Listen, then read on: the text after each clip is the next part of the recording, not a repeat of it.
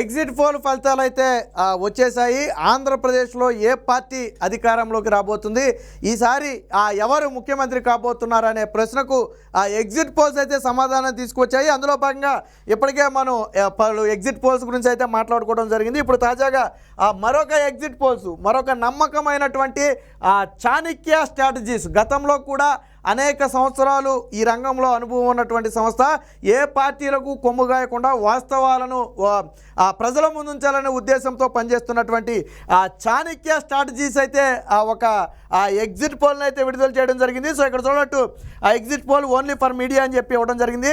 Chanakya strategies అని చెప్పి political survey and operations అని చెప్పి ఒకటైతే ఇవ్వడం జరిగింది. దాని కాంట్రాక్ట్ కానీ డీటెయిల్స్ కానీ చూడొచ్చు. సో అభివృద్ధికి పట్టం కట్టబోతున్న ఆంధ్రప్రదేశ్ ప్రజలని చెప్పి వాళ్ళు ఏ పార్టీకి ఇవ్వాలనుకుంటున్నారనే దాని మీద 175 నియోజకవర్గాల్లో క్షేత్రస్థాయిలో సమగ్రంగా ఒక సర్వేని అయితే చేయడం జరిగింది. సో పార్టీ వైజ్ ఓట్ షేర్ని మనం మొదటగా చూస్తే ఇక్కడ ఓట్ షేర్ని ఇచ్చారు. టీడీపీ అలయన్స్ అంటే కూటమి దాదాపుగా 52% ఓట్ షేర్ని కైవసం చేసుకోబోతుంది. 43% వైఎస్ఆర్సీపీ కైవసం చేసుకోబోతుందని చెప్తున్నారు. సో ముందుగా సీట్లు చూద్దాం, తర్వాత ఏ ప్రాంతాల్లో ఎవరు గెలవబోతున్నారో చూసి ఆ తర్వాత ఎన్ని సీట్లు ఇచ్చారనేది కూడా మనం ఒకసారి పరిశీలిద్దాం. సో 3 ఆంధ్రప్రదేశ్ లోక్సభ ఎలక్షన్స్ అని చెప్పి టీడీపీ, జనసేన, బీజేపీ కూటమికి అయితే ఇక్కడ ఇచ్చారు. ముందుగా లోక్సభను కనుక మనం ఒకసారి తీసుకుంటే 17 నుంచి 18 స్థానాలు కూటమి గెలుచుకునే అవకాశం ఉంది. 6 నుంచి 7 స్థానాలు వైసీపీ గెలుచుకునే అవకాశం ఉందని చెప్తున్నారు. సో అరకు వైసీపీ, శ్రీకాకుళం కూటమి, విజయనగరం మాత్రం టఫ్ ఫైట్ చెప్తున్నారు వీళ్ళు. విశాఖపట్నం కూటమి, అనకాపల్లి కూటమి, కాకినాడ కూటమి, అమలాపురం కూటమి, రాజమండ్రి కూటమి, నరసాపురం కూటమి, ఏలూరు కూటమి, మచిలీపట్నం కూటమి, విజయవాడ టఫ్ ఫైట్ అని చెప్తున్నారు. మళ్ళీ గుంటూరు కూటమి, నరసరావుపేట కూటమి, బాపట్ల కూటమి, ఒంగోలు కూటమి, మళ్ళీ నంద్యాల వైఎస్ఆర్సీపీ, కర్నూలు కూటమి, అనంతపురం కూటమి, హిందూపురం కూటమి, కడప మళ్ళీ వైఎస్ఆర్సీపీ అవినాష్ రెడ్డి. సో నెల్లూరు కూటమి, ఇక తిరుపతి వైఎస్ఆర్సీపీ, రాజంపేట వైఎస్ఆర్సీపీ, చిత్తూరు వైఎస్ఆర్సీపీ. సో ఇదైతే వీళ్ళు చెబుతున్నటువంటిది. సో ఇక అసెంబ్లీ స్థానాలను కూడా మనం ఒకసారి జిల్లాల వారీగా అయితే ఇక్కడ ఇవ్వడం జరిగింది.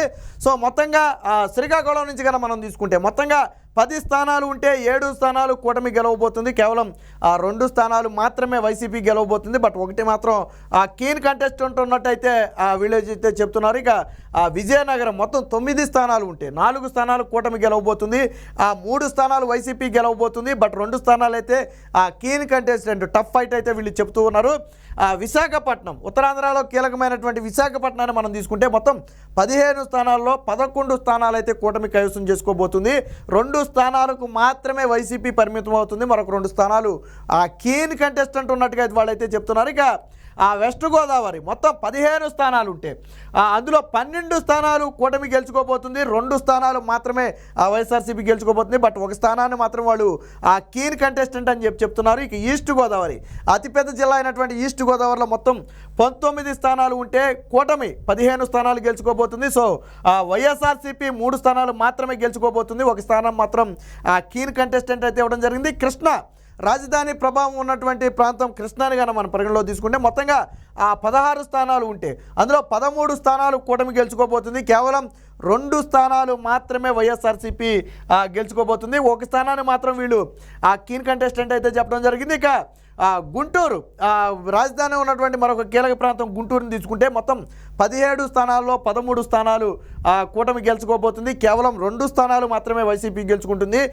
కీన్ కంటెస్టెంట్ అయితే ఒకటి ఇవ్వడం జరిగింది. ఇక ప్రకాశం 12 స్థానాల్లో అయితే మొత్తం 12 స్థానాలు ఉంటే 8 స్థానాలు కూటమి గెలుచుకోబోతుంది, 3 స్థానాలు మాత్రమే వైసీపీ గెలుస్తుంది, 1 స్థానం కీన్ కంటెస్టెంట్ అయితే ఇవ్వడం జరిగింది. ఇక నెల్లూరు మొత్తం 10 స్థానాలు ఉంటాయి, ఇవన్నీ వైసీపీ కంచుకోటలు. సో ఈసారి కూటమి 7 గెలుచుకోబోతుంది, వైసీపీ 2 సీట్లకు మాత్రమే పరిమితం అవుతుంది. 1 మాత్రం కీన్ కంటెస్టెంట్ అని చెప్తున్నారు వీళ్ళు. కడప జగన్మోహన్ రెడ్డి సొంత ఇలాకా కడపలో ఈసారి గన వైసీపీ కూటమి 2 స్థానాలు అంటే కడప కంచుకోటలకు బీటలు వారబోతున్నాయి. గత 30 ఏళ్ళ నుంచి వైఎస్ఆర్ ఫ్యామిలీకి కంచుకోటగా ఉన్నటువంటి కడప జిల్లాలో దాదాపుగా టీడీపీ ఖాతా తెరుస్తుంది. అందులో 2 స్థానాలు గెలుచుకునే అవకాశం ఉంది, వైసీపీ 4 స్థానాలు.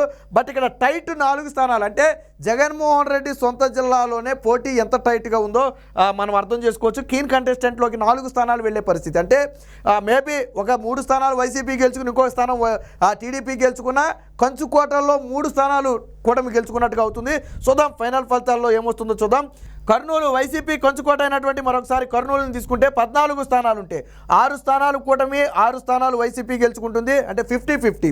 ఆ 2 స్థానాలు మాత్రం వాళ్ళు ఆ కీన్ కంటెస్టెంట్ అయితే చెప్పడం జరిగింది. ఇక అనంతపురం, మరొక కీలకమైనటువంటి అనంతపురం 14 సీట్లు ఉంటాయి. అందులో 9 స్థానాలు కూటమి గెలుచుకోబోతుంది, 3 స్థానాలు ఆ వైసీపీ గెలుచుకోబోతుంది. బట్ 2 స్థానాల్లో అయితే కీన్ కంటెస్టెంట్ ఉన్నట్టుగా వాళ్ళైతే చెప్తున్నారు. ఇక చిత్తూరు మొత్తం 14 స్థానాలు ఉంటే 7 స్థానాలు కూటమి గెలుచుకోబోతుంది, 4 స్థానాలు మాత్రమే వైసీపీ గెలుచుకుంటుంది. బట్ ఇక్కడ 3 స్థానాలు వాస్తవంగా ఎక్కువగా కీన్ కంటెస్టెంట్ ఉన్నది కడప, చిత్తూరే. కడపలో 4 కీన్ కంటెస్టెంట్ ఉంటే చిత్తూరులో 3 ఉన్నాయి. అంటే ఆ టఫ్ ఫైట్ ప్రస్తుతానికి ఫలితం ఎటు అనేది మనం చెప్పలేని పరిస్థితి. సో మొత్తంగా ఆ కీన్ కంటెస్టెంట్లో 22 స్థానాలు అయితే రావడం జరిగింది. ఇక ఓవరాల్గా కూటమి 114 సీట్లు గెలుచుకోబోతుంది, వైఎస్ఆర్సీపీ 39 సీట్లు గెలుచుకోబోతుంది.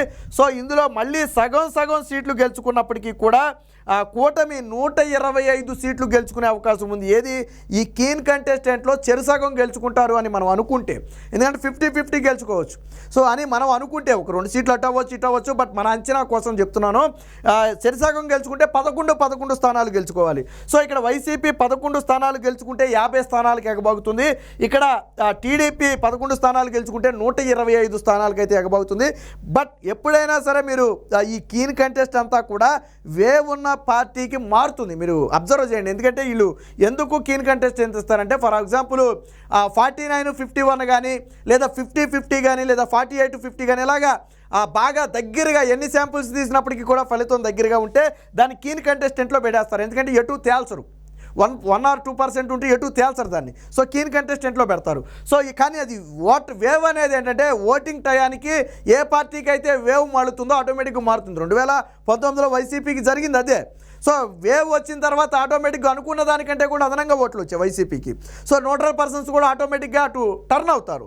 సో ఆ వేవ్ కానీ టీడీపీకి కూటమికి కలిసి వస్తే దాదాపుగా 60% ఈ కీన్ కంటెస్టెంట్లో 60-70% సీట్లను అయితే కూటమి గెలుచుకోవచ్చు. ఆ లెక్కనే 130 క్రాస్ అయ్యే అవకాశం కూడా అయితే మనకి కనపడుతుంది. సో లేదు అనుకున్నా కానీ బీజేపీ టీడీపీ కూటమి 114 నుంచి 125 సీట్ల వరకు గెలుచుకునే అవకాశం ఉందని వీళ్ళే చెప్తున్నారు. నేను అందరికీ చెప్పా 50-50 అని. సో వైఎస్ఆర్సీపీ 39 నుంచి 49 సీట్లు గెలుచుకునే అవకాశం ఉంది. ఇక ఇతరులు మాత్రం 0 నుంచి 1 సీట్ ఎక్కడైనా ఒకటి వస్తే రావచ్చు, లేదా లేదు. 1-2 చోట్ల మాత్రం కొంచెం కాంగ్రెస్ పార్టీ కొంచెం టఫ్ ఫైట్ ఇస్తుంది. సింగనమల కానివ్వండి, కొన్ని ప్రాంతాల్లో టఫ్ ఫైట్ అయితే ఉన్నట్టుగా తెలుస్తుంది. సో ఉంటే ఉండొచ్చు. ఇక ఫ్యాక్టర్స్ ఏం చెప్తున్నాయి అనేది కూడా మనం ఒకసారి చూద్దాం, వీళ్ళ స్ట్రాటజీలు ఎలా తీసుకున్నారు అనేది. సో గ్రామాల్లో అయితే వైసీపీ ప్రధానంగా బలంగా ఉంది. దానికి నవరత్న పథకాలు అయితే ప్రభావం ఉన్నట్టుగా తెలుస్తుంది. ఇక 3 రాజధానులు జగన్మోహన్ రెడ్డికి అతి దారుణంగా దెబ్బతీసిన అంశం 3 రాజధానులు.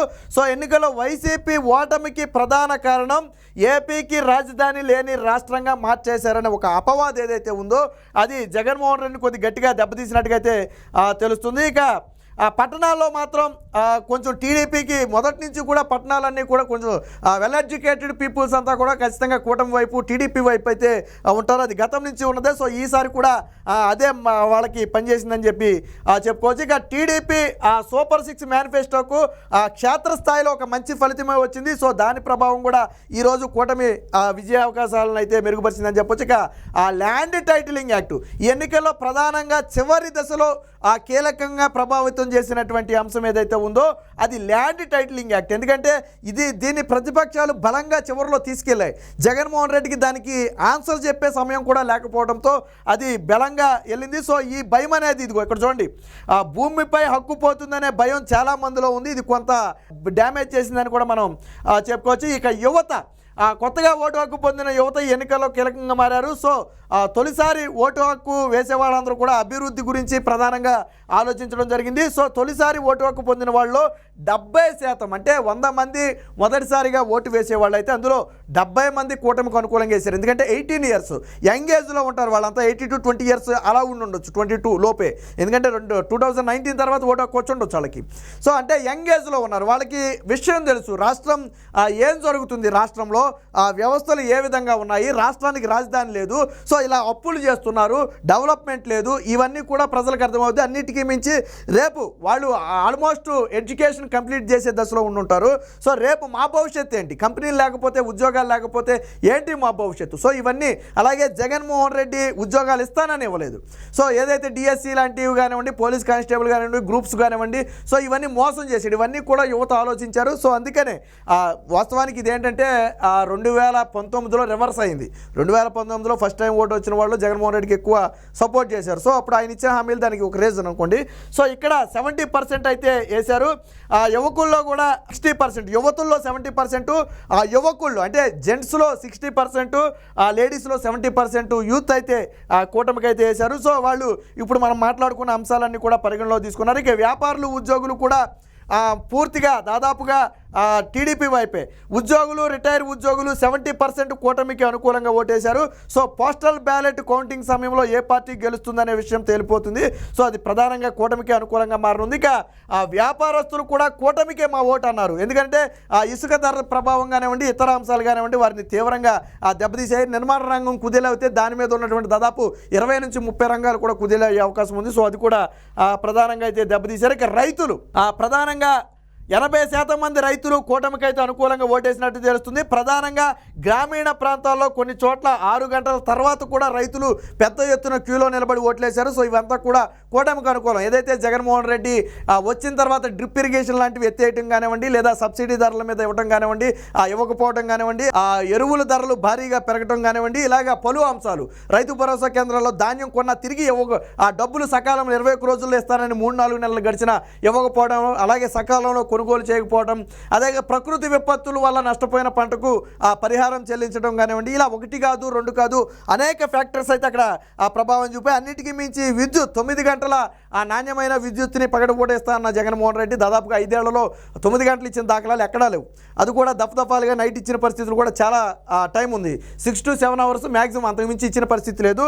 సో అది కూడా చేసింది. సో పొత్తు వల్ల కూడా కూటమికి అనుకూలంగా వచ్చిందని చెప్పి చెప్పుకోవచ్చు. ఇది మొత్తంగా చాణక్య స్ట్రాటజీస్. అలాగే కీలకమైనటువంటి కుప్పం, పిఠాపురం, హిందూపురం, మంగళగిరి నియోజకవర్గాలు చంద్రబాబు, పవన్ కళ్యాణ్, బాలకృష్ణ, లోకేష్ స్పష్టమైన మెజార్టీతో గెలవబోతున్నట్టుగా ఇక్కడైతే తెలియడం జరిగింది. ఇది మొత్తంగా తెలుగుదేశం పార్టీకి గత ఎన్నికల్లో 40% ఓట్లు రాగా ఈసారి 47% పెరిగింది. వైసీపీకి 50% ఓట్లు రాగా అది 43%, 7% తగ్గిందని చెప్పుకోవచ్చు. ఇక్కడ టీడీపీకి 7% ఓట్ షేర్ అయితే పెరిగింది. మిగిలిన ఓట్ షేర్ అనేది ఇతర పార్టీలు ఏదైతే ఉన్నాయో అవన్నీ కైవసం చేసుకుని ఇది మొత్తంగా చాణక్య స్ట్రాటజీస్ ఒక స్పష్టమైన ఫలితాన్ని అయితే ఈరోజు ప్రకటించడం జరిగింది. ఎగ్జిట్ పోల్స్లో ఖచ్చితంగా కూటమి 125 సీట్లు, 114 నుంచి 125 సీట్లతో అధికారాన్ని చేపట్టబోతుంది.